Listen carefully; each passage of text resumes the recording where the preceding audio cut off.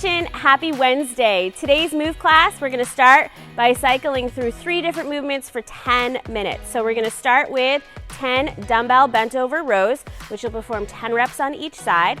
Then we're gonna go into 10 plank to down dog taps. And then we're gonna finish with 10 bird dog crunch. And those will also be 10 reps on each side. After you've completed that for 10 minutes, we'll go into 1 minute of rest before going into 4 rounds of 45 seconds of work, 15 seconds of rest. We're gonna do a sled push, followed by a weighted sit-up and a inchworm to finish with no push-up in that inchworm. So starting from the top with our dumbbell bent over rows.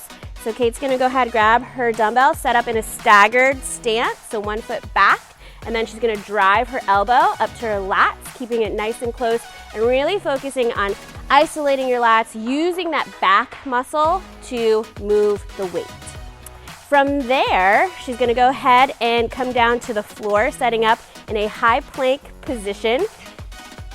And then she's gonna push herself into down dog. As she's pushing herself into down dog, opposite hand is gonna tap opposite toe. And notice she resets back to her plank position after each one of those reps.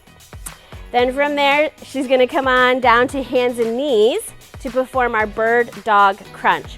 So from here, opposite arm extends, opposite leg extends, and then she's gonna pull her elbow into her knee to crunch, focusing on that core and focusing on that stability as well. Very good. Next, we're gonna jump into the second part of this, which is gonna start with a sled push.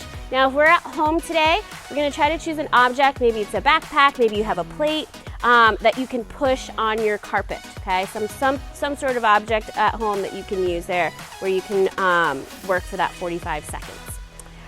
From there, we're gonna go into a weighted sit-up. So, Kate's gonna grab her weight, okay?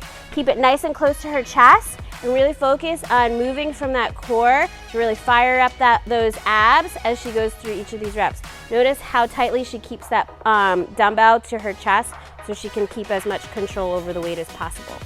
And then last but not least, she's gonna finish with an inchworm. So she's gonna start with hands down at her toes, walking her hands out to plank, and then walking back to those toes, keeping those legs nice and straight. Feels a good stretch through the backs of those legs. Again, we do not need to do a push-up to finish out this movement.